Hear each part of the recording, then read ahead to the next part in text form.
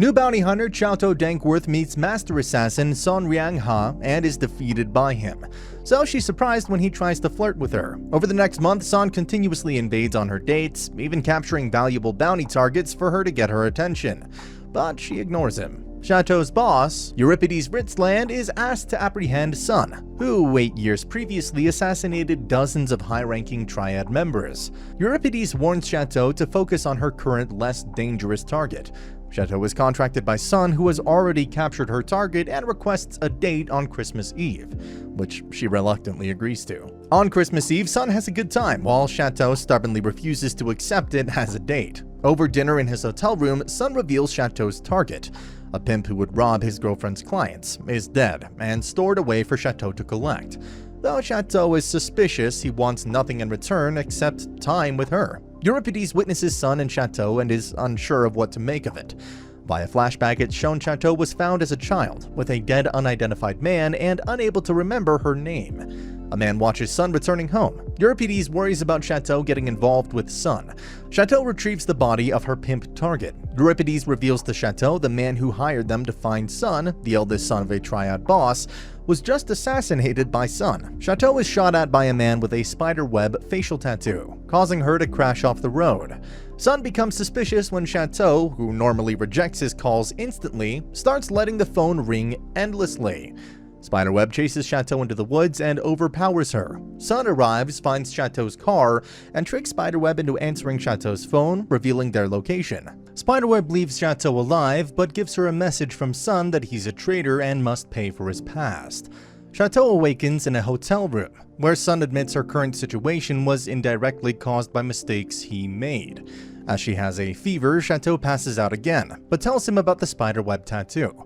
Son cannot be sure, but he suspects he has met Spiderweb somewhere before. Seemingly depressed, Chateau has a shower, but is furious when Son manages to take her clothes to be cleaned, including her underwear. Before she leaves, she passes on Spiderweb's message. Son remembers 5 years previously when he and Spiderweb, revealed to be called Ho, both worked the same organization, and Ho was furious when Son was going to be promoted first, despite Ho having worked there longer. Chateau returns to the office, where Euripides is upset about her absence, plus the destruction of her car. Chateau later finds Son at her home. He notices a picture that interests him of Chateau with her parents. Chateau reveals Euripides knows about him, but Son isn't worried, since if it is revealed Chateau and the company benefited from Son capturing bounties for them, their reputation would be ruined. So their only choices are to kill him or work with him secretly. Chateau is confused why Son is risking his life, but he points out she's doing the same by associating with him, having not once properly rejected him. Chateau's mother calls to remind her about the anniversary of her father's death, upsetting her, so Son leaves. Chateau visits her father's grave, while her mother meets a young man named Brian, a friend of Chateau's from childhood, and decides to tell him the truth. Son meets Chateau in the cemetery's church, but she declines to spend time with him. 3 men attack the church, so Son kills 2 and interrogates the 3rd, learning that the target was actually Chateau. Chateau rushes to find the church's missing nun and finds Ho holding her hostage. Despite fighting back, Ho knocks Chateau unconscious. Son calls Ho to demand to know what he wants. Chateau's mother reveals how she and her husband adopted Chateau at a young age, as her husband had been the police officer in charge when Chateau was discovered with the dead body, whose passport identified him as son Ryang-ha. Chateau claimed her surname was Noble, but no record of Chateau Noble existed anywhere. When the case went cold, Chateau was adopted and became Chateau Dankworth. Son meets and defeats Ho, but the car he was hiding Chateau in explodes. Despite having been shot, Ho draws a knife and insists they continue their fight. It is shown that Chateau escaped the explosion. Ho remembers how a Triad member, Seung-woo, took him in when he was a drug addict and became his mentor. Before, Son killed Seung-woo during his assassination of the Triad leaders. Ho manages to stab Son but is shot and killed. Son retrieves Chateau and escapes, but passes out from his wound.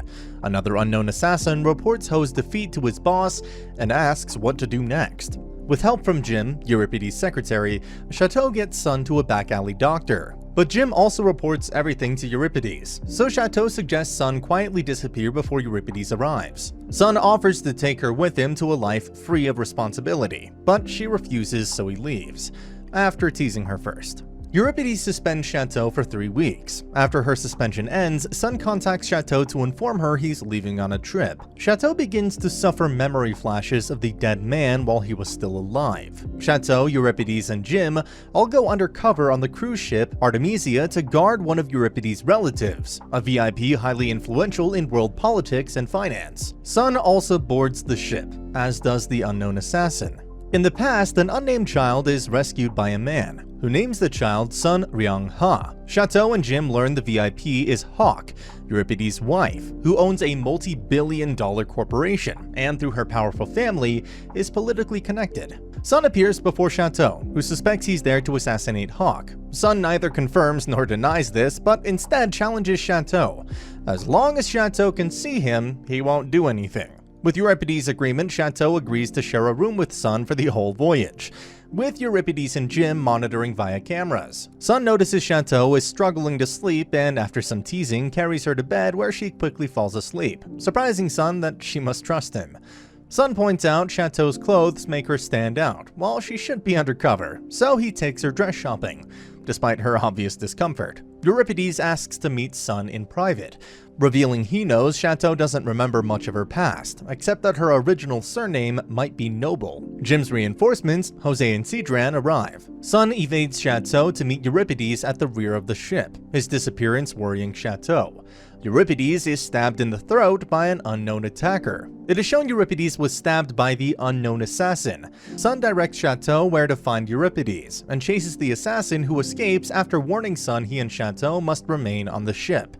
Euripides manages to tell Chateau it was not Sun who stabbed him before he's flown to a hospital with Hawk and Jim. Chateau is confronted by the assassin, Jinon Won. Chateau locates Sun and points her gun at him, Jinon having offered to spare her mother's life and pay her a large sum in exchange for Sun. Surprisingly, Sun agrees to be handed to Jinon. Overcome by guilt at Sun's agreement to be traded and fear for her mother, Chateau attempts to shoot herself so Jinon no longer has a reason to kill her mother. But Sun angrily stops her and begins choking her while insisting she be more honest with herself and others. Jose and Sidran are suspicious the voyage hasn't been cancelled following Euripides' departure. Jinon's boss is shown manipulating events. Sun chokes Chateau unconscious. Via flashback, Sun is shown as a teenager diligently studying so he can one day work for Donnie, the man who rescued and named him. However, Donnie instead gave Sun an important secret mission. Chateau dreams of being in the car with the dead man who told her he is son Ryang-ha, a friend, and she told him she is Chateau Noble.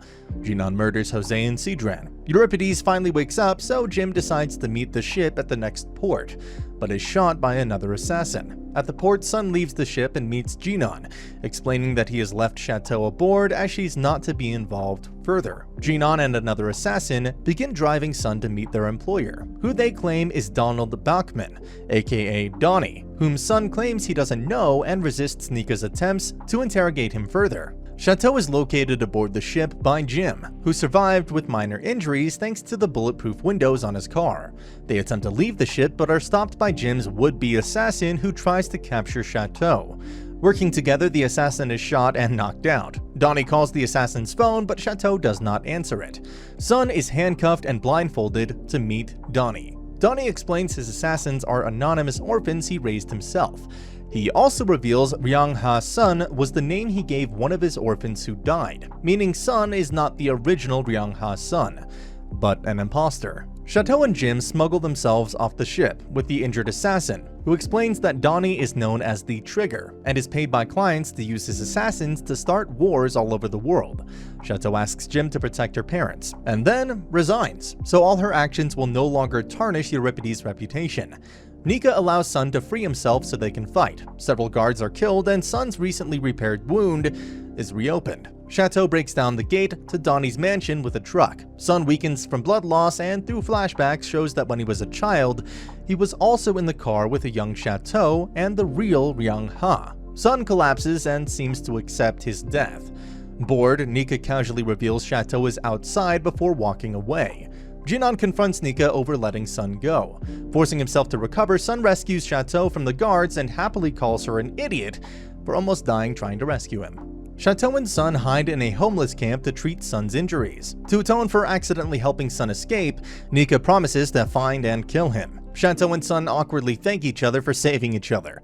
Donnie decides not to send Nika after Sun, but still demands they find Chateau, who he's been searching for since she was a child. Sun is forced to pick pockets for cash, revealing that due to an unpleasant childhood, he was forced to learn criminal skills before learning to read or write, causing Chateau to feel guilty. Chateau wonders about Donnie's organization and why they are interested in her, but Sun refuses to answer. Angry, Chateau attempts to leave to find out for herself. Sun loses his temper and threatens to snap her wrist to keep her obedient, but then relents and explains he isn't willing to lose her after he spent so many years trying to find her after losing her the first time. Chateau suddenly remembers that when she was a child, she shot somebody. Via flashback, it's shown that Donnie had asked the original Ryang-ha to look after a man named List Noble, and on his way to meet List, he encountered and then saved a young Sun from child traffickers. Ryang-ha, a university student, looked after Sun for a week while waiting for List. As Sun was about to leave, Ryang-ha got a call from List begging him to find something List hid. List was then shot while still on the phone by Seung-woo, who was furious that the girl he was looking for was not there. Sun helped Ryang-ha and they found a young girl asleep hidden in a suitcase. Stealing a car, they drove away, unsure what to do with her. She woke up, crying, but managed to say she was Chateau Noble. Realizing she was List's daughter, Ryang-ha decided to take responsibility over her. Breaking into a cabin for the night, Sun decided to leave. For a moment, Ryang-ha was uncertain if he should kill Sun to keep his whereabouts secret, but he let him leave. On the road, Sun met the surviving child traffickers who wanted revenge and chased Sun into the woods. Ryang-ha guiltily decided to bring Sun back, leaving Chateau sleeping and also leaving his gun. Unable to find Sun, Ryang-ha returned to the cabin, where Chateau, having woken up, scared and alone, hid in the closet with Ryang-ha's gun. And when he tried to open the door, she shot him. Adult Chateau, having remembered all this, collapses in Sun's arms. The trafficker beat Sun badly, but Sun managed to kill him. Ryang-ha was shot in the neck, but initially survived and escaped in the car with Chateau. Sun passed out, waking up in a hospital a week later, where a police detective, presumably Officer Dankworth, Chateau's future adoptive father, informed Sun that Ryang-ha died after getting Chateau to safety. Devastated, Sun took Ryang-ha's name as his own. In the present, Sun brings Chateau to another of his safe houses, where she is so exhausted after remembering everything, she sleeps for 2 days. After waking, she's furious that Sun knew everything the whole time, without telling her, and yet finally understands why she never once properly rejected Sun, because deep in her mind she had recognized Ryang-ha's name, and couldn't bring herself to reject the man she accidentally killed. Donnie meets with the head of the noble family, and Nika takes him hostage while Euripides manages to keep Chateau's mother safe. Chateau attempts to hire Sun to assassinate Donnie, but he tells her she'll have to work with him as an equal, which she happily accepts, but is confused when he refuses money and tells her to work out what he really wants as payment. And that's the end of the video. As always, if you liked what you saw, subscribe to the channel. I'll be uploading a lot of videos just like this, so I'll see you at the next one.